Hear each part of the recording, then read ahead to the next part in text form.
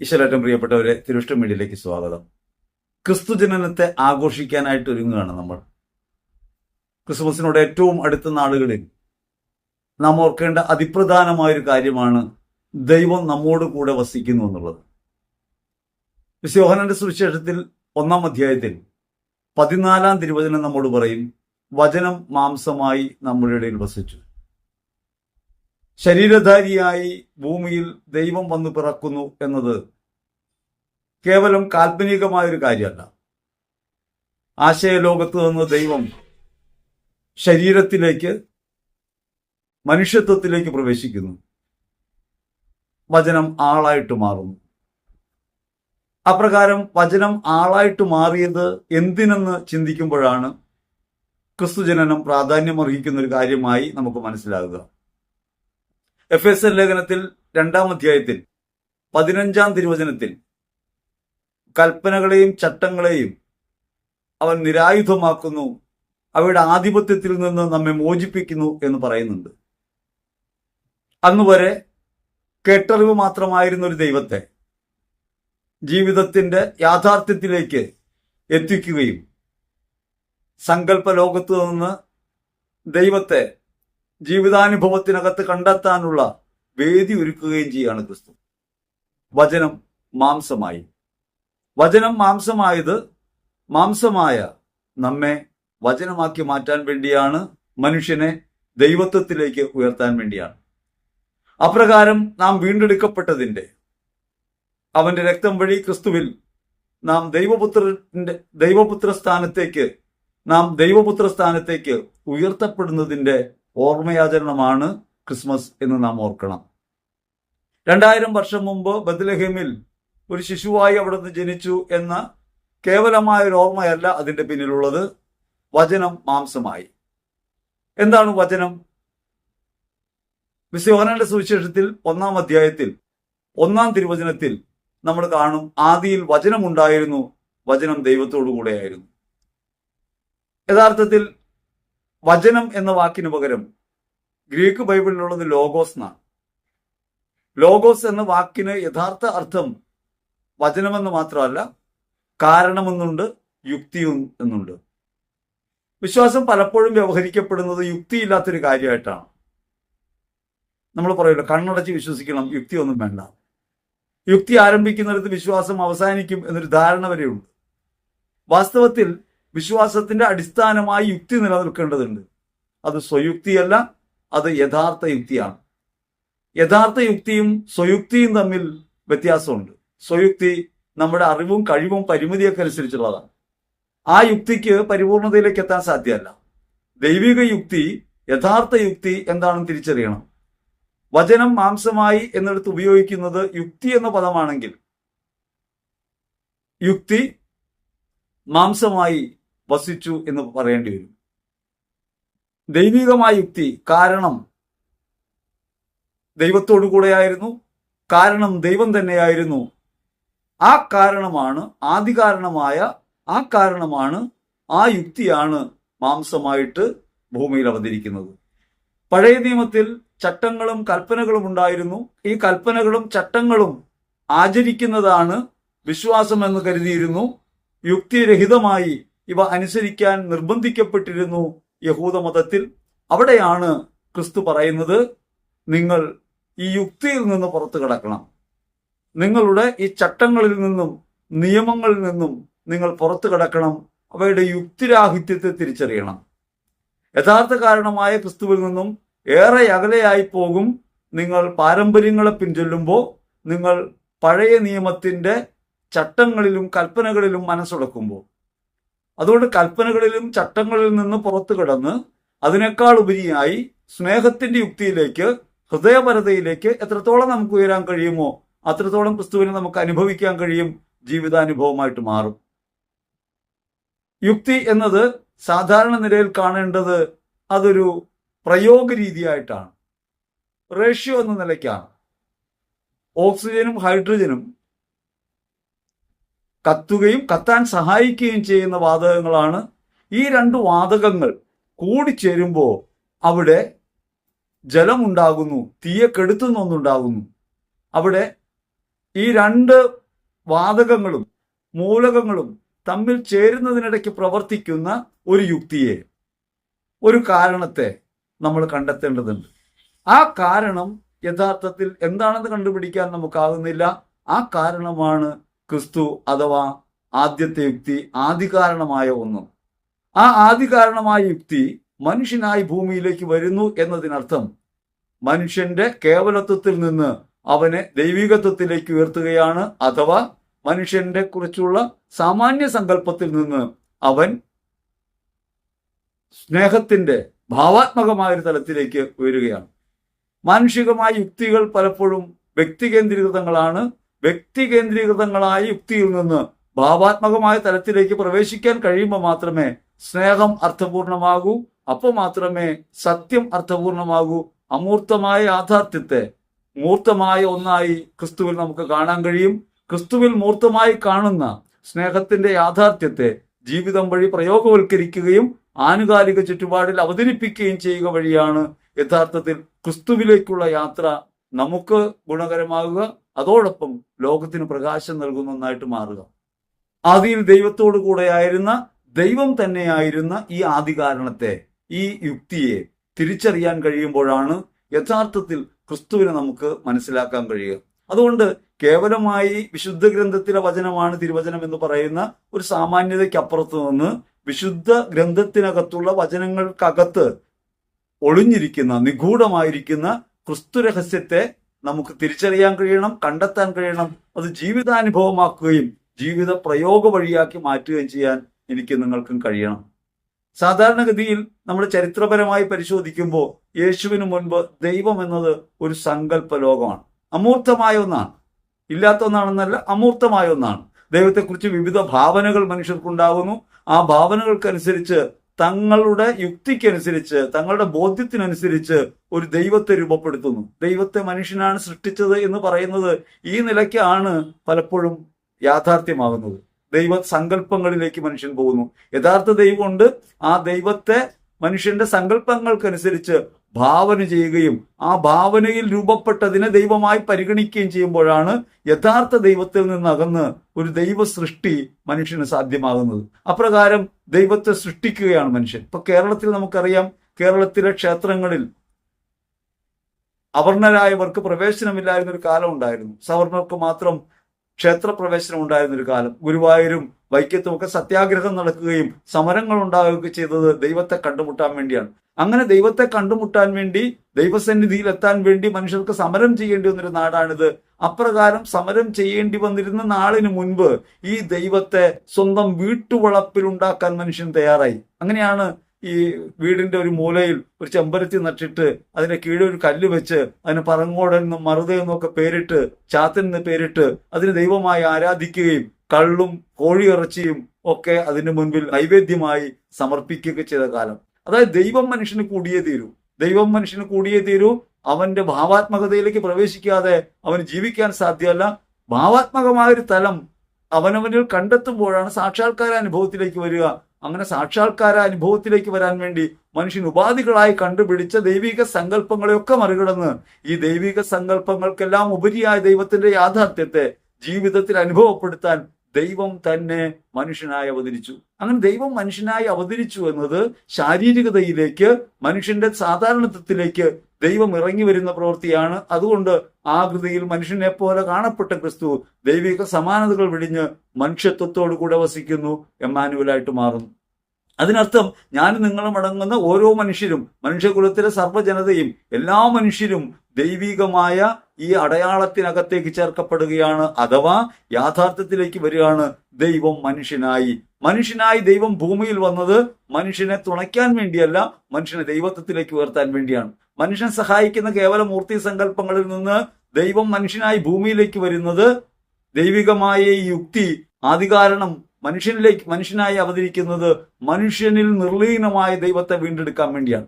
മനുഷ്യത്വത്തിൽ ഭാവാത്മകമായി നിലകൊള്ളുന്ന ദൈവത്വത്തെ ഉയർത്താൻ വേണ്ടി, ഉദ്ധരിക്കാൻ വേണ്ടി, പൂർണ്ണതയിലേക്ക് എത്തിക്കാൻ വേണ്ടി ആ ദൈവത്വം അനുഭവതലത്തിലേക്ക് കൊണ്ടുവന്ന് മനുഷ്യനെ ദൈവമാക്കി മാറ്റുന്ന, മഹത്വത്തിലേക്ക് ഉയർത്തുന്ന പ്രവൃത്തിയാണ് ക്രിസ്തുവിൽ സാധ്യമായത്. ക്രിസ്തുവിന് മുൻപ് ഇപ്രകാരം ദൈവികത ഒരു സങ്കല്പത്തിലാണ് കഴിഞ്ഞിരുന്നതെങ്കിൽ യഥാർത്ഥമായ ദൈവത്തെക്കുറിച്ച് മനുഷ്യൻ നെയ്ത സങ്കല്പങ്ങൾക്കകത്താണ് ദൈവിക ബോധം നിലനിന്നതെങ്കിൽ ആ ദൈവിക ബോധത്തെ യാഥാർത്ഥ്യത്തിലേക്ക് കൊണ്ടുവരികയും അത് കേവലമായ ഭാവാത്മകതയിൽ നിന്ന് പ്രകൃതത്തിലേക്ക്, ജീവിതത്തിലേക്ക്, മനുഷ്യത്വത്തിലേക്ക് കൂട്ടിവിളക്കപ്പെടുകയും ചെയ്യുന്നു. മനുഷ്യൻ ദൈവത്തെ അനുഭവിക്കുന്നത് അവന്റെ ശരീരത്തിലും അവന്റെ ജീവിതത്തിലുമാണെന്ന് വരുന്നു. അങ്ങനെ കാണപ്പെടാതിരുന്ന ഒരു യാഥാർത്ഥ്യത്തെ കാണപ്പെടുന്ന യാഥാർത്ഥ്യത്തിനകത്ത് സമ്മേളിപ്പിക്കുകയാണ് ക്രിസ്തുവിൽ. അതാണ് വചനം മാംസമായി ഭൂമിയിൽ അവതരിച്ചതിന്റെ രഹസ്യം. ആ രഹസ്യത്തോട് ചേരുകയാണ് നമ്മൾ. അങ്ങനെ മനുഷ്യന്റെ അധമഭാവത്തെ ക്രൂശിച്ചുകൊണ്ട് ക്രിസ്തു കുരിശിൽ ഉദ്ധിതനാകുന്നു. കുരിശിൽ തന്നെ അർപ്പിക്കുക വഴി മനുഷ്യത്വത്തിന്റെ എല്ലാ മാലുകളെയും കീഴ്പ്പെടുത്തുകയും അങ്ങനെ ക്രിസ്തു ദൈവത്വത്തിലേക്ക് മനുഷ്യത്വത്തെ ഉയർത്തുകയും ചെയ്യുന്നു. ഈ ഉദ്ധാനാനുഭവത്തിലേക്ക് വിളിക്കപ്പെട്ടവരാണ് ഞാനും നിങ്ങളും. ഈ ഉദ്ധാനാനുഭവത്തിലേക്ക് വിളിക്കാൻ ഈ ഭൂമിയിൽ മനുഷ്യപുത്രനായി അവതരിച്ച ക്രിസ്തുവിനെ ഓർക്കുമ്പോൾ മനുഷ്യത്വത്തിന്റെ മഹത്വത്തെക്കുറിച്ചാണ് നമ്മൾ ചിന്തിക്കേണ്ടത്. ഓരോ മനുഷ്യ വ്യക്തിയും മഹാത്മ്യമുള്ളവനാണെന്നും ഓരോ മനുഷ്യ വ്യക്തിയും ആദരിക്കപ്പെടേണ്ടവനാണെന്നും മനുഷ്യൻ എന്നാൽ യഥാർത്ഥത്തിൽ ദൈവം തന്നെയാണെന്നുള്ള അർത്ഥത്തിലേക്ക് വചനം നമ്മെ കൊണ്ടെത്തിക്കുന്നു. വിശുദ്ധ യോഹന്നാന്റെ സുവിശേഷത്തിൽ 10-ാം അധ്യായത്തിൽ 35-ാം തിരുവചനം പറയും, ദൈവത്തിന്റെ വചനം ആരുടെ അടുക്കിലേക്ക് വന്നുവോ അവരെ അവൻ ദൈവങ്ങൾ എന്ന് വിളിച്ചു. ദൈവത്തിന്റെ കാരണം, ദൈവത്തിന്റെ യുക്തി ആരുടെ അടുക്കിലേക്ക് വന്നുവോ അവരെ അവൻ ദൈവങ്ങൾ എന്ന് വിളിച്ചു. നമ്മെ പരിവർത്തിപ്പിക്കാൻ വേണ്ടി, നമ്മളിലുള്ള ദൈവികത്വത്തെ ഭാവാത്മകമായി ഉയർത്താൻ വേണ്ടി ക്രിസ്തു ഭൂമിയിൽ അവതീർണനാകുന്നു. അങ്ങനെ ക്രിസ്തു അവതീർണനായി എന്നത്, മനുഷ്യകുലത്തെ വീണ്ടെടുത്തു എന്നത് ഹൃദയത്തിൽ ഒരു ബോധ്യമായി വരികയും തെരഞ്ഞെടുക്കപ്പെട്ട നമ്മൾ ഓരോരുത്തരും ക്രിസ്തുവിനെ അനുഗമിക്കുകയും അവനിൽ വിശ്വസിക്കുകയും ചെയ്യുന്ന ഓരോരുത്തരും സകല മനുഷ്യരും രക്ഷ പ്രാപിച്ചിരിക്കുന്നു. എല്ലാ മനുഷ്യർക്കും വേണ്ടി ക്രിസ്തു മരിച്ചിരിക്കുന്നു. എല്ലാ മനുഷ്യർക്കും വേണ്ടി അവിടുന്ന് മനുഷ്യനായി അവതരിച്ചിരിക്കുന്നു. എല്ലാ മനുഷ്യത്വത്തിലും ഓരോ മനുഷ്യനിലും അവിടുന്ന് ജീവിക്കുന്നു എന്ന യാഥാർത്ഥ്യത്തിലേക്ക് നമ്മൾ ഈ ലോകത്തെ എത്തിക്കുകയാണ് നമ്മുടെ ദൗത്യം. അതാണ് ക്രിസ്മസ് ആഘോഷങ്ങളുടെ ലക്ഷ്യമായി നമ്മൾ കാണേണ്ടത്. അല്ലാതെ യേശു ജനിച്ചു, ആ യേശു ജനിച്ചതിന്റെ ഓർമ്മ ആചരിച്ചത് കൊണ്ട് പാതിരയ്ക്ക് കുർബാനയ്ക്ക് പോകുന്നതും പുൽക്കൂടുകൾ ചമയ്ക്കുന്നതും വീടുകളിൽ ഭക്ഷണം ഉണ്ടാക്കി കഴിക്കുന്നതും പുതിയ വസ്ത്രങ്ങൾ അണിയുന്നതും കേവല സന്തോഷമാണ് ഈ ക്രിസ്തു ജനനം നൽകുന്നത് എന്ന പരിമിതമായ ചിന്തയിലേക്കല്ല പോകേണ്ടത്. എല്ലാവരെയും സന്തോഷിപ്പിക്കുന്ന, സകല ജനത്തിനും വീണ്ടെടുപ്പാകുന്ന ക്രിസ്തു രഹസ്യത്തെ ആനുകാലിക ലോകത്ത് അവതരിപ്പിക്കുക എന്ന ദൗത്യമാണ്. അത് നമുക്ക് ഓരോരുത്തർക്കും ഉള്ളതാണ്. ക്രിസ്തു ശിഷ്യരെന്ന നിലയ്ക്ക് ക്രിസ്തുവിനെ ഈ ലോകത്ത് അവതരിപ്പിക്കാനുള്ള വഴികളിൽ ഒരു പടിയാണ് ക്രിസ്മസിന്റെ ആഘോഷം. ആഘോഷങ്ങളൊന്നും മോശമല്ല, പക്ഷെ ആഘോഷങ്ങളുടെ അകക്കാമ്പായി മാറേണ്ടത് ഇത്തരം ഒരു ചിന്തയാണ്. മാംസമായി മാറിയ വചനം, മാംസമായി മാറിയ ആദി കാരണം നമ്മിൽ ഓരോരുത്തരിലും വസിക്കുന്നു. ഓരോ മനുഷ്യ ശരീരവും ദൈവത്തിന്റെ ആലയമാണ്, വിശുദ്ധമാണ്, ദൈവം വസിക്കുന്നിടമാണ്. അങ്ങനെ ദൈവം വസിക്കുന്ന ഓരോരുത്തരെയും നമുക്ക് തിരിച്ചറിയാനും സ്നേഹിക്കാനും കഴിയും. അതുകൊണ്ടാണ് ഹെബ്രായർ ലേഖനത്തിൽ 9:14 പറയും, ജീവിക്കുന്ന ദൈവത്തെ ശുശ്രൂഷിക്കുന്നതിൽ ജീവിക്കുന്ന ദൈവമായി അവരനെ തിരിച്ചറിയുകയും അവരനെ ശുശ്രൂഷിക്കുന്നവരായി മാറുകയും നമുക്ക് ചെയ്യാൻ കഴിയേണ്ടതുണ്ട്. ദൈവം ജീവിക്കുന്നു എന്നത് യാഥാർത്ഥ്യമാണ്. ആ യാഥാർത്ഥ്യം ആനുകാലിക ലോകത്ത് അപരത്വത്തിൽ കാണാൻ കഴിയുമ്പോഴാണ് ക്രിസ്തു ജനനത്തെ അതിന്റെ പരിപൂർണതയിൽ നമുക്ക് അനുഭവിക്കാൻ പറ്റുക. അത് ഉന്നതമായ ഒരു ഉയർച്ചയിലേക്ക് നമ്മെ നയിക്കുന്ന ഒന്നായിട്ട് മാറുക. യോഹന്നാന്റെ സുവിശേഷം 1-ാം അധ്യായം 2-ാം തിരുവചനം പറയുന്നത് അവൻ ആദിയിൽ ദൈവത്തോടു കൂടെ ആയിരുന്നു എന്നാണ്. അവൻ ആദിയിൽ ദൈവത്തോടു കൂടെ ആയിരുന്നു എന്ന് പറയുന്നതിന്റെ അർത്ഥം എന്താണ്? അവനിപ്പോൾ ആരുടെ കൂടെയാണ്? അവനിപ്പോൾ മനുഷ്യരുടെ കൂടെയാണ്, എമ്മാനുവലാണ്. ആദിയിൽ ദൈവത്തോടു കൂടെയായിരുന്നു, ഈ യുക്തിയോട് കൂടെയായിരുന്നു, ആദി കാരണമായിരുന്നു യേശു. ആ ആദി കാരണമായ യേശു ഇന്ന് നമ്മിലൂടെയാണ്, നമ്മോടൊപ്പമാണ്, നാം അവനിലാണ് വസിക്കുന്നത്. അങ്ങനെ മനുഷ്യനോട് കൂടെയാവുന്നു. ദൈവത്തിന്റെ കൂടാരം മനുഷ്യരോട് കൂടെ എന്ന് വെളിപാട് ഗ്രന്ഥകാരൻ പറയും. ദൈവത്തിന്റെ കൂടാരം ഇതാ മനുഷ്യരോടുകൂടെ. അവൻ എല്ലാവരുടെയും കണ്ണുനീരൊപ്പം അവൻ സമസ്തത്തെയും ഉദ്ധരിക്കും. അവൻ നമ്മോടുകൂടെ വസിക്കുന്നു. അങ്ങനെ ദൈവത്തോടു കൂടെയാണ് എന്ന് പറഞ്ഞ് അകലെയായി നമ്മൾ കണ്ടിരുന്ന ദൈവം ഇന്ന് നമ്മിലാണ് വസിക്കുന്നതെന്നും മനുഷ്യത്വത്തിലാണ് ദൈവം വെളിപ്പെടേണ്ടതെന്നും അങ്ങനെ മനുഷ്യത്വത്തിൽ ദൈവം വെളിപ്പെടുകയാണ് യഥാർത്ഥത്തിൽ ക്രിസ്തു ജനനത്തിന്റെ യാഥാർത്ഥ്യമെന്നും തിരിച്ചറിഞ്ഞ് ജീവിക്കാൻ നമുക്ക് കഴിയണം.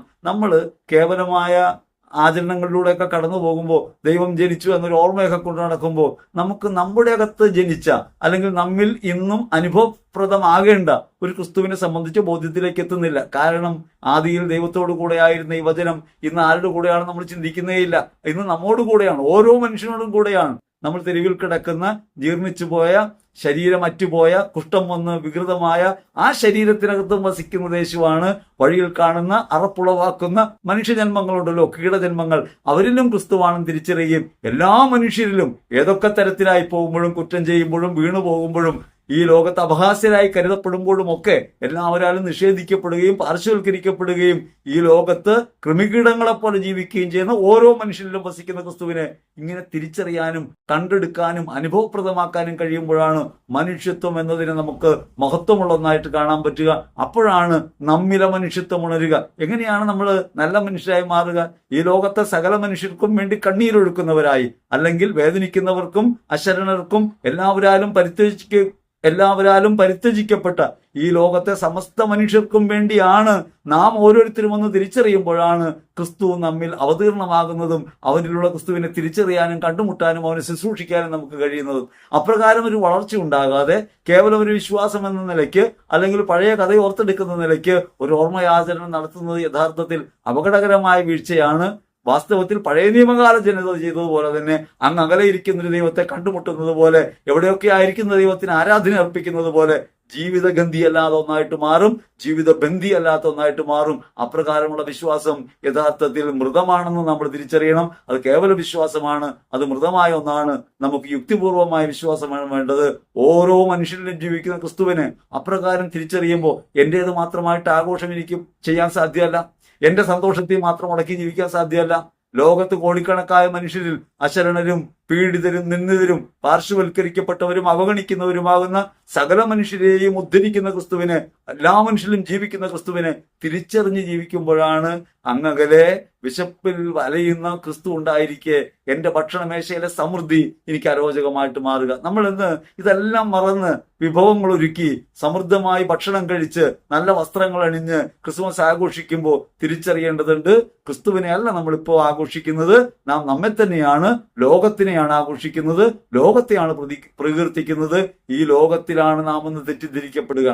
ഈ അപരത്വത്തിൽ നമ്മെ കാണാൻ കഴിയുമ്പോഴും, മറ്റുള്ളവരുടെ വേദനയെ, സ്വന്തം വേദനയെ തിരിച്ചറിയാൻ കഴിയുമ്പോഴും, അവന് വേണ്ടിയാണ് എന്റെ ജീവിതമെന്ന് തിരിച്ചറിയാൻ കഴിയുമ്പോഴും, അവരന് വേണ്ടി സ്വയം സമർപ്പിക്കുന്ന മനോഭാവത്തിലേക്ക് എനിക്ക് ഉയരാൻ കഴിയുകയും ചെയ്യുമ്പോഴാണ് യഥാർത്ഥ ക്രൈസ്തവ ദാർശനികതയ്ക്കകത്ത് നാം ആയിത്തീരുക. ആ ദർശനമാണ് യഥാർത്ഥത്തിൽ പൂജരാജാക്കന്മാർ ക്രിസ്തുവിനെ പുൽത്തൊഴുത്തിൽ കണ്ടെത്തിയതിനേക്കാൾ മെച്ചപ്പെട്ട ഒരു കണ്ടെത്തലിലേക്ക് നമ്മെ നയിക്കുന്നത്. ജീവിതത്തിന്റെ യാഥാർത്ഥ്യങ്ങളിൽ അവന്റെ മുഖം കാണാനും അവനെ ആരാധിക്കാനും ശുശ്രൂഷിക്കാനും എന്റെ ജീവിതം സമർപ്പിക്കുമെന്ന ബോധ്യമുണ്ടാകുമ്പോഴാണ് സ്വർണവും വെള്ളിയും കുന്തിരിക്കവും കാഴ്ചവെച്ച പൂജരാജാക്കന്മാരെക്കാൾ ആത്മാവും ശരീരവും മനസ്സും മറ്റുള്ളവർക്ക് വേണ്ടി അർപ്പിക്കുന്നവരായി നമുക്ക് ജീവിക്കാൻ പറ്റുക. എന്റെ ആത്മാവിനേക്കാൾ വിലപ്പെട്ടതായി അവനെ കാണാനും, എന്റെ ശരീരത്തെക്കാൾ മെച്ചപ്പെട്ടതായി അവന്റെ ശരീരത്തെ തിരിച്ചറിയാനും, എന്റെ മനസ്സിനേക്കാൾ ഉന്നതമായ ഒന്നായി അവരുടെ മനസ്സിനെ മനസ്സിലാക്കാനും, അവരുടെ ഇഷ്ടങ്ങളെ തിരിച്ചറിയാനും എനിക്ക് കഴിയുമ്പോൾ മാത്രമേ യഥാർത്ഥത്തിൽ ക്രിസ്തുവിനെ കണ്ടുമുട്ടിയെന്ന അനുഭവത്തിലേക്ക് എനിക്ക് വരാൻ പറ്റൂ. അല്ലെങ്കിൽ ആണ്ടുവട്ടങ്ങളിൽ നാം ഇങ്ങനെ ക്രിസ്തുമസ് ആഘോഷിച്ചുകൊണ്ടേയിരിക്കും. ആ ആഘോഷങ്ങളൊന്നും നമ്മുടെ ജീവിതത്തെ ബാധിക്കാത്തതായി മാറിപ്പോകും, ജീവിതത്തിനകത്ത് പ്രവേശിക്കാത്തതായി മാറിപ്പോകും. അങ്ങനെ മാറിപ്പോകുന്നത് കൊണ്ടാണ് അത് കേവലം ഒരു നക്ഷത്രത്തിലോ ഒരു പുൽക്കൂട്ടിലോ ഒരു പുതിയ വസ്ത്രത്തിലോ ഭക്ഷണത്തിലോ മാത്രം ഒതുങ്ങുന്ന ഒന്നായിട്ട് തരം താഴ്ത്തപ്പെടുക. ഈ തരം താഴ്ത്തപ്പെടൽ ലോകത്ത് നാം ചെയ്യുന്ന ഏറ്റവും വലിയ പാതകം നമ്മോട് പറഞ്ഞ സദ്വാർത്ത ലോകത്തോട് പറയാൻ കഴിയാത്തവരായി നാം വീണുപോകുന്നു എന്ന യാഥാർത്ഥ്യമാണ് നമ്മൾ തിരിച്ചറിയുന്നില്ല. ഉൽപ്പത്തി പുസ്തകത്തിൽ ദൈവം ഭൂമിയെ സൃഷ്ടിക്കുന്നതും മനുഷ്യനെ സൃഷ്ടിക്കുന്നതിനെ കുറിച്ച് നമ്മൾ വായിക്കുന്നുണ്ട്. ഉൽപ്പത്തി പുസ്തകത്തിൽ എല്ലാം അവന്റെ വാക്കിലൂടെ ഉണ്ടായെന്ന് പറയുമ്പോൾ നമുക്കത് എത്രത്തോളം ബോധ്യമാവണമെന്നില്ല.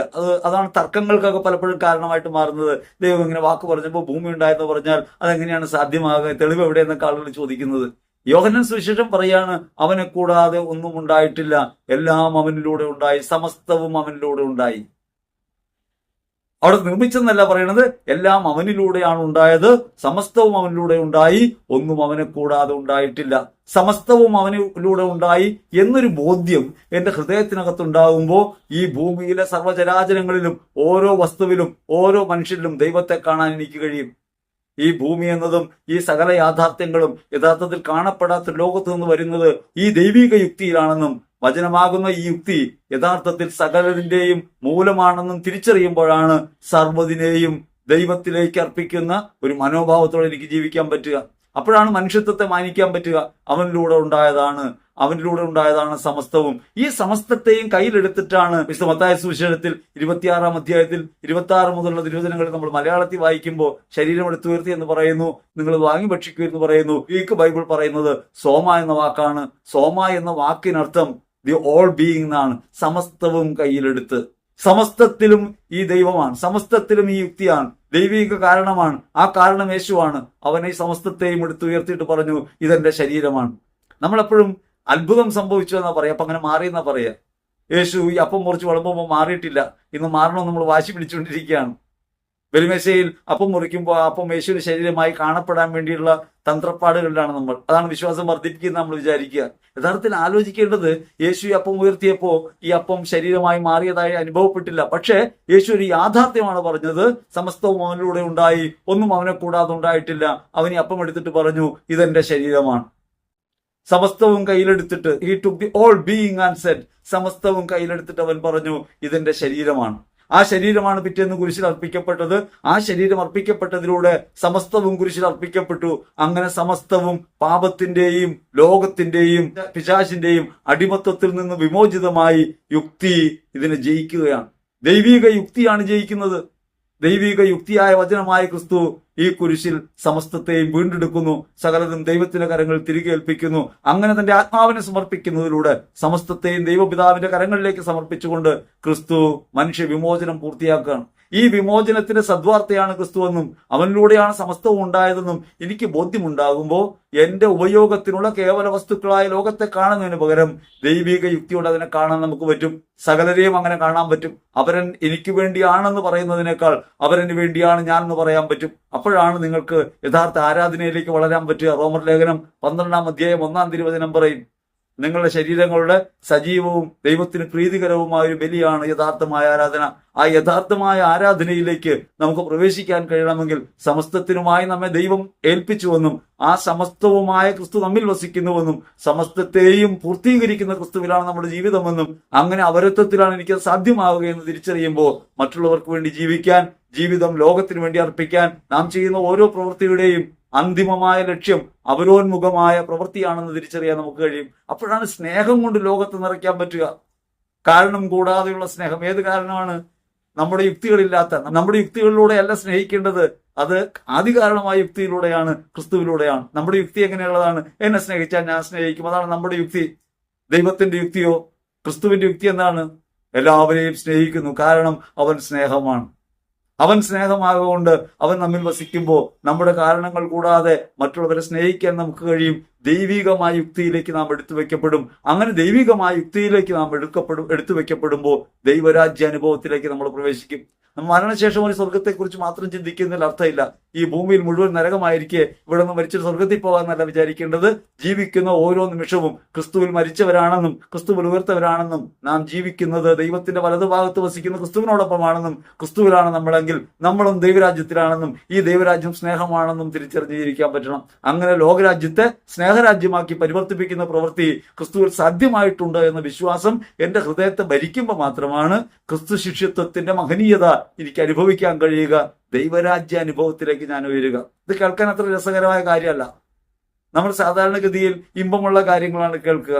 ഇമ്പമുള്ള കാര്യങ്ങൾ കേൾക്കാനും ഇമ്പമുള്ള കാര്യങ്ങളെക്കുറിച്ച് ചർച്ച ചെയ്യാനാണ് നമുക്ക് താല്പര്യം. വാസ്തവത്തിൽ നമ്മുടെ ജീവിതത്തിന്റെ പരമയാഥാർത്ഥ്യത്തെ ക്രിസ്തുവിൽ തിരിച്ചറിഞ്ഞാൽ മാത്രമേ നമുക്ക് യഥാർത്ഥ ആനന്ദത്തിലേക്ക് പ്രവേശിക്കാൻ പറ്റൂ. അപ്പോ ആനന്ദം അറിയാതെ ഉറവയെടുക്കും. നിങ്ങൾ വീഴുമ്പോഴും നിങ്ങൾ താഴുമ്പോഴും അവർ നിങ്ങളെ അപമാനിക്കുമ്പോഴും വേദനിപ്പിക്കുമ്പോഴും പീഡിപ്പിക്കുമ്പോഴും എല്ലാം ക്രിസ്തുവിനെ അനുഭവിക്കുന്നവരായിട്ട് മാറാൻ നിങ്ങൾക്ക് പറ്റും. അങ്ങനെ നമുക്ക് പറ്റിയാൽ മാത്രമേ യഥാർത്ഥത്തിൽ ജീവിതം ധന്യമായിട്ട് മാറൂ. ഭൗമിക ജീവിതത്തിനകത്ത് നിഗൂഢമായി ഒളിഞ്ഞിരിക്കുന്ന ദൈവിക അനുഭവത്തെ, ദൈവരാജ്യാനുഭവത്തെ നമുക്ക് വീണ്ടെടുക്കാൻ പറ്റും. ക്രിസ്തു ഭൂമിയിലേക്ക് വന്നത് ഈ ദൈവരാജ്യാനുഭവം നമുക്ക് സമ്മാനിക്കാൻ വേണ്ടിയാണ്. അവരത്വത്തിൽ ക്രിസ്തുവിനെ കണ്ട് ദൈവത്തെ ആരാധിക്കുന്ന യാഥാർത്ഥ്യത്തിലേക്ക് നാം എത്തിച്ചേരാൻ വേണ്ടിയാണ്. അങ്ങനെ എത്തിച്ചേരുന്നതിലൂടെ ലോകരാജ്യത്തെ ദൈവരാജ്യമാക്കി പരിവർത്തിപ്പിക്കുന്ന പ്രവൃത്തിയാണ് യഥാർത്ഥത്തിൽ ക്രിസ്തു നിറവേറിയത്. അപ്രകാരം ക്രിസ്തുവിലായിരിക്കുമ്പോഴാണ് ഭാവിയിൽ ഒരു ദൈവരാജ്യം, ഭാവിയിൽ ഒരു സമ്പൂർണമായ മുഖാമുഖമുള്ള ദർശനത്തിലേക്ക് നമുക്ക് പ്രവേശിക്കാം എന്ന ദൈവിക വാഗ്ദാനം നമ്മിൽ അർത്ഥവത്തായി തീരും. യോഹന്നാൻ സുവിശേഷം 1-ാം അധ്യായം 4-ാം തിരുവചനം പറയും, അവനൊരു ജീവൻ ഉണ്ടായിരുന്നു, ആ ജീവൻ മനുഷ്യരുടെ പ്രകാശമായിരുന്നു. ആ വെളിച്ചം ഇരുളിനെ കീഴടക്കുന്നതാണ്. അതിനെ കീഴടക്കാൻ ലോകത്തിന് സാധ്യമല്ല. ഈ യുക്തിയിലൂടെ ലോകത്തെ കാണാൻ തുടങ്ങിയാൽ, യുക്തിയാവുന്ന ക്രിസ്തുവിലൂടെ ലോകത്തെ കാണാൻ തുടങ്ങിയാൽ, ഈ ആദികാരണമായ ക്രിസ്തുവിലൂടെ ലോകത്തെ മനസ്സിലാക്കാനും ലോകത്തോട് പ്രതിവർത്തിക്കാനും തുടങ്ങിയാൽ ജീവിതത്തിനകത്ത് ആനന്ദം അനുഭവിക്കുന്നവരായിട്ട് മാറും. പ്രകാശപൂർണമായിട്ട് ജീവിതം മാറും. അവിടെ സങ്കടങ്ങളുടെയും വിലാപങ്ങളുടെയും ലോകത്ത് നിന്ന് യഥാർത്ഥ സന്തോഷത്തിലേക്ക്, ആനന്ദത്തിലേക്ക് പ്രവേശിക്കാൻ നമുക്ക് കഴിയും. അപ്രകാരമായിത്തീരാൻ വിളിക്കപ്പെട്ടവരാണ് നമ്മൾ. ഇതിന് നിരന്തരമായ പ്രാർത്ഥന ആവശ്യമുണ്ട്. വചനം ഇപ്രകാരം പറയാൻ നിരന്തരമായ പ്രാർത്ഥന ആവശ്യമുണ്ട്. ഞാനും നിങ്ങളോട് അഭ്യർത്ഥിക്കുന്നു, നിങ്ങൾ എനിക്ക് വേണ്ടിയും പ്രാർത്ഥിക്കണം. കാരണം ഈ രഹസ്യം നമുക്ക് വെളിപ്പെട്ടിരിക്കുന്നത് ഇത് ലോകത്തോട് പറയാൻ വേണ്ടിയാണ്. ഇത് സമൃദ്ധമായ ലോകത്തോട് പറയാൻ നമുക്ക് കഴിയണം. എഫെസ്യർ ലേഖനത്തിൽ 6-ാം അധ്യായത്തിൽ 18 മുതൽ 20 വരെ തിരുവചനങ്ങളിൽ ഇങ്ങനെ പ്രാർത്ഥിക്കണം. നിങ്ങളുടെ പ്രാർത്ഥന ആവശ്യമുണ്ട്. നിരന്തരം നിങ്ങൾ പ്രാർത്ഥിക്കണം. നിരന്തരം പ്രാർത്ഥിക്കണം വെച്ചാൽ ദൈവിക ബന്ധത്തിനകത്ത് വരണം. Prayer means relation. ഈ ദൈവിക ബന്ധത്തിനകത്ത് നിരന്തരം നിലനിൽക്കുമെങ്കിൽ ജീവിതം മുഴുവൻ ദൈവാനുഭവത്തിൻ്റെതായിട്ട് മാറും. കൃതജ്ഞതയോടെ നമ്മൾ പ്രാർത്ഥിക്കണം. കാരണം ഇതൊരു ഈ തിരിച്ചറിവ്, ഈ ഒരു ബോധ്യം നമ്മിൽ ഉണ്ടാകുമ്പോഴാണ് നമ്മുടെ ജീവിതം അർത്ഥപൂർണമായിട്ട് മാറുക. അല്ലെങ്കിൽ ഈ ലോകത്ത് ജനിച്ച് കഷ്ടപ്പെട്ട് ജീവിതത്തിന്റെ എല്ലാ സന്തോഷങ്ങളും നമ്മൾ ഇങ്ങനെ തച്ചുടച്ച് കളഞ്ഞ് സങ്കടങ്ങളിൽ മുഴുകി അവസാനം നമ്മൾ മരിക്കുന്നു. എന്തർത്ഥം ജീവിതത്തിന്? ഞാൻ ഈ ഭൂമിയിൽ വന്നത് ഈ സുവിശേഷമായിട്ടാണെന്നും ക്രിസ്തുവിലാണെന്നും അവനെന്നിൽ ജീവിക്കുന്നുവെന്നും ഞാൻ ജീവിക്കുന്ന ഓരോ നിമിഷവും, ഞാൻ ചെയ്യുന്ന ഓരോ പ്രവൃത്തികളും, ഞാൻ ഏറ്റെടുക്കുന്ന സഹനങ്ങളും, ഞാൻ വഹിക്കുന്ന ഭാരങ്ങളും, എന്റെ കണ്ണീരും വിലാപവും എല്ലാം അവരന് വേണ്ടിയും ഈ ലോകത്തെ മുഴുവൻ ദൈവോന്മുഖമാക്കി മാറ്റാൻ വേണ്ടിയുമാണെന്ന ബോധ്യമുണ്ടാകുമ്പോഴാണ് നമ്മുടെ ജീവിതത്തിൽ നാം സഹിക്കുന്ന സഹനങ്ങൾ സുവിശേഷത്തിന്റെ ഊർജമായിട്ട് മാറുക. അങ്ങനെ സുവിശേഷത്തിന് ഊർജ്ജമായിട്ട് മാറണമെങ്കിൽ അതിന് പ്രാർത്ഥന ആവശ്യമുണ്ട്. നിങ്ങളുടെ പ്രാർത്ഥനയും ഞാൻ അഭ്യർത്ഥിക്കുകയാണ്. ഇത് നിരന്തരമായി പറയണമെങ്കിൽ കേവലമായി സാധാരണമായി നമുക്ക് ചെയ്തു പോകാവുന്ന കാര്യമല്ല. കാര്യം ചെയ്യുന്ന ചെറിയ കാര്യങ്ങളാണ്. ഇത് വലിയ കാര്യമല്ല, വളരെ കുറച്ചു പേര് കാണുന്നൊരു കാര്യമാണ്. പക്ഷേ ഈ കാര്യം യഥാർത്ഥത്തിൽ ലോകത്തോട് പറയേണ്ടതാണ്. അങ്ങനെ സങ്കടങ്ങളിൽപ്പെട്ട് കഴിയുന്ന വിശ്വാസികൾ, ജീവിതത്തിന് അർത്ഥം കണ്ടെത്താൻ വേണ്ടി നിരന്തരമായി ദൈവസന്നിധിയിൽ അലയുന്ന മനുഷ്യർ, അവർ ജീവിതത്തിൽ ദൈവമേ സഹായിക്കണമേ എന്ന് പറഞ്ഞ് കേണുകൊണ്ടിരിക്കുന്നു. തങ്ങൾ അനുഭവിക്കുന്നത് ദൈവരാജ്യമാണെന്ന് അറിയാതെ പോകുന്നു. ഒരിക്കൽ മിസ്റ്റർ ഫ്രാൻസിസും ലിയോയും കൂടി ഒരു ആശ്രമത്തിൽ പോകുന്ന കഥ നമ്മുടെ സെയിന്റ് ഫ്രാൻസിസ് എന്ന നോവലുണ്ട്, കസൻ സാക്സിന്റെ നോവലിൽ. അവരങ്ങനെ ചെല്ലുമ്പോൾ ഈ ആശ്രമവാദിക്കൽ ഒരാൾ മുട്ടം വടിയും പിടിച്ച് നിൽക്കുകയാണ്. ആശ്രമത്തിൽ ഒരു സന്യാസിയാണ്. അവിടെ കള്ളന്മാരി കയറുമെന്നാണ്. സന്യാസാശ്രമത്തിൽ കള്ളന്മാരി കയറുമെന്ന് പറഞ്ഞാൽ അതൊരു തെറ്റിദ്ധാരണയാണ്. കാരണം സന്യാസാശ്രമം എങ്ങനെയുള്ള സ്ഥലമായിരിക്കണം? നിസ്വരുടെ സ്ഥലമായിരിക്കണം. അങ്ങനെയാണോ ഇപ്പൊ എന്നുള്ള കാര്യം വേറെ കാര്യം. നിസ്വരുടെ സ്ഥലമായിരിക്കണം. സകലം ഉപേക്ഷിച്ചവർക്ക് പിന്നെ എന്ത് പേടിക്കാനാ ഉള്ളത്? ഈ ജൂനിപ്പറിനെ കുറിച്ച് ഈ കസൻസാക്കിസിന്റെ നോവലത്തിന്റെ കഥയുണ്ട്. അതുകൂടി പറഞ്ഞിട്ട് പറയാം. ജൂനിപ്പർ എല്ലാവർക്കും എല്ലാ സാധനങ്ങളും എടുത്തു കൊടുക്കും. തന്റെ മുറിയിലുള്ളതെല്ലാം തീർന്നു. അങ്ങനെ തീർന്നു കഴിഞ്ഞപ്പോൾ പിന്നെ വരുന്നവർ ആരെങ്കിലും ഭിക്ഷയ്ക്കായിട്ട് വരുമ്പോൾ, സന്യാസാശ്രമത്തിന് മുമ്പ് വരുമ്പോൾ ഈ ജൂനിപ്പർ അടുത്തുള്ള മുറികളിൽ കയറിയിട്ട് സാധനങ്ങൾ എടുത്തു കൊടുക്കാൻ തുടങ്ങി. അങ്ങനെ എല്ലാ മുറിയിലും എവിടെയെങ്കിലും മണിയെടുക്കട്ടിൽ ഉടനെ തന്നെ ആളുകൾ വാതിക്ക് വന്ന് നിൽക്കാൻ തുടങ്ങി. ഇത് ശല്യമായിട്ട് മാറി. കാരണം എന്താണ്? ജൂനിപ്പറിന് സ്വന്തമായിട്ടൊന്നും വേണമെന്നില്ല. കാരണം ജൂനിപ്പർ സന്യാസിയാണ്. നമ്മളിപ്പോൾ സന്യാസികളാണോ എന്നുള്ളത് വലിയ കാര്യമാണ്. തെറ്റിദ്ധരിക്കപ്പെടുന്ന വാക്കായിട്ട് സന്യാസം മാറിയിട്ടുണ്ട്. അതുകൊണ്ട് നമ്മൾ തിരിച്ചറിയേണ്ടത്, ഇവർ രണ്ടുപേരും ഈ ആശ്രമത്തിൽ ചെല്ലുമ്പോൾ കള്ളന്മാർ വരുമ്പോൾ പിടിക്കാനായിട്ട് അന്നുണ്ട് ഈ പരിപാടി. കള്ളന്മാരെ തല്ലാനായിട്ട് വടിയായിട്ട് നിൽക്കുന്നു. കക്കാൻ വരുന്നവൻ യേശുവാണെന്നും അവന് ജീവിക്കാൻ നിവൃത്തിയില്ല എന്നിട്ടാണെന്നും അവൻ എടുത്തോട്ടെ എന്നല്ല സന്യാസി വിചാരിക്കുന്നത്. ഇത് സംരക്ഷിക്കപ്പെടേണ്ട സ്ഥലമാണെന്നാണ്. എന്തെങ്കിലും ഉള്ളവരാണല്ലോ സ്വത്ത് സംരക്ഷിക്കാൻ പാടുപെടുക. നമ്മുടെ ദേവാലയങ്ങളൊക്കെ അടിച്ചുപൂട്ടി വെക്കുന്നില്ലേ? അതിന് കാരണം ഇതാണ്. കാരണം ആരെങ്കിലും വന്ന് എടുത്തിട്ട് പോകാനുള്ള വസ്തുക്കളുണ്ട്. നിസ്വനായ കർത്താവിന് വേണ്ടി എന്ന നിലയ്ക്ക് നമ്മൾ സംഭരിച്ചിട്ടുള്ള സ്വത്തുണ്ടല്ലോ, അത് ആരും കവർന്നുകൊണ്ട് പോകാതിരിക്കാൻ നമുക്ക് കാവല് നിൽക്കേണ്ടി വരുന്നു. അപഹാസ്യമായ കാര്യമാണിത്. സകലത്തിന്റെയും ഉടയവനായ ദൈവം എല്ലാവർക്കും വേണ്ടി വെച്ചിട്ടുള്ളതാണെന്നും അങ്ങനെ വെച്ചാൽ എടുത്തിട്ട് പോകാമെന്നും പറയേണ്ടവരാണ് നമ്മൾ. നമുക്ക് ജിൻവാജിന്റെ കഥ അപ്രകാരം അറിയാം. ആ കഥയിൽ ഈ ബിഷപ്പ് അവനോട് ചോദിക്കുന്നത്, ഇവിടെയുള്ളതെല്ലാം നിന്റേതായിരുന്നല്ലോ, ബാക്കിയുള്ളവ കൂടി കൊണ്ടുപോകാതിരുന്നത് എന്തുകൊണ്ടെന്നാണ്.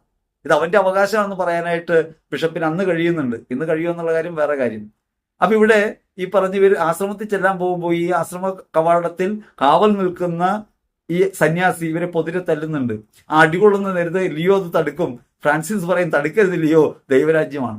ഈ ഓരോ അടിയിലും ദൈവരാജ്യമുണ്ടെന്ന് കരുതാൻ മനസ്സ് കാണിച്ചപ്പോഴാണ്, താൻ അനുഭവിക്കുന്ന ക്ലേശങ്ങളും സങ്കടങ്ങളും ഒക്കെ ദൈവരാജ്യ അനുഭവമായി തിരിച്ചറിയാൻ പറ്റിയപ്പോഴാണ് രണ്ടാം ക്രിസ്തു എന്ന വിളിപ്പേരിന് മിസ്റ്റർ ഫ്രാൻസിസ് അർഹനായിത്തീരുന്നത്. ഏറ്റവും പ്രിയപ്പെട്ടവരെ, ക്രിസ്തുവിനെ അവതരിപ്പിക്കാൻ വന്നവരാണ് നമ്മൾ.